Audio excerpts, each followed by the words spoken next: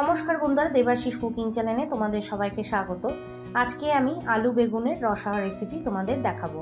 আর এর মধ্যে কিন্তু আমি একটুখানি ঝিঙ্গে দিয়েছি। ঝিঙ্গেটা কিন্তু অপশনাল। অ্যাকচুয়ালি এটা হচ্ছে আলু বেগুন আর বড়ি দিয়েই এই রেসিপিটা। তবে আমি এই ঝিঙ্গেটা দিয়ে দেখলাম যে রেসিপিটা আরও কত স্বাদটা বেড়ে যায়। প্রথমে আমি প্যানের মধ্যে তেল দিয়ে বড়িগুলো ভেজে উঠে রাখবো।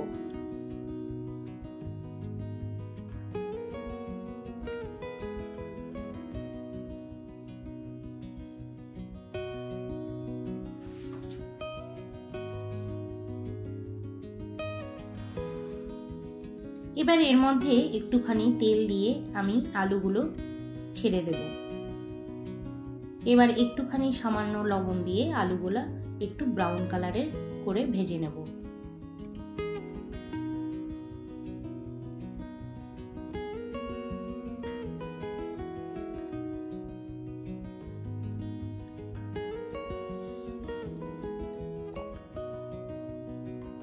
এখানে আমি আলুগুলা কিন্তু ভেজে একটুখানি তুলে নেব।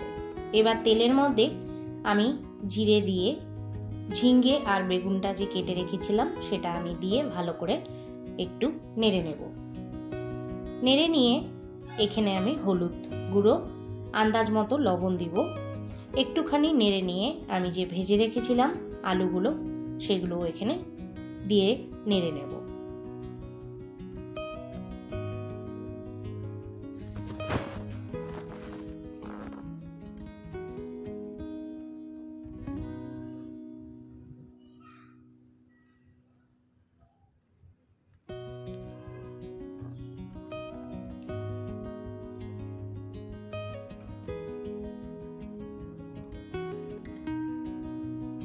কিছুক্ষণ নেড়ে চেড়ে আমি এর মধ্যে কাঁচা লঙ্কা দিয়ে দিলাম।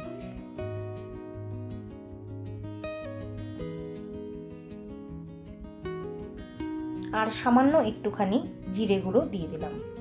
আর হাফ চামচের মতো লঙ্কার গুঁড়ো। লঙ্কার গুঁড়োটাও কিন্তু অপশনাল, এটা কিন্তু কাঁচা লঙ্কা দিয়েও ভালো লাগে।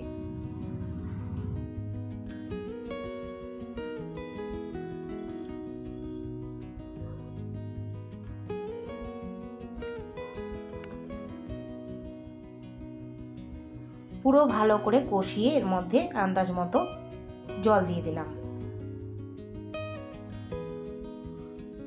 এবার কিছুক্ষণ ফুটাবো এটাকে। ফুটে আসলে এর মধ্যে আমি ভেজে রাখা বড়িগুলো দিয়ে দেব।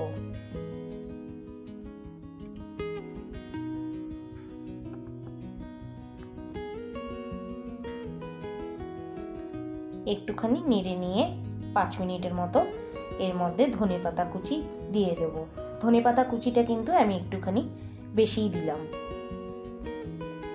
ফ্লেভারটা যাতে ভালো আসে।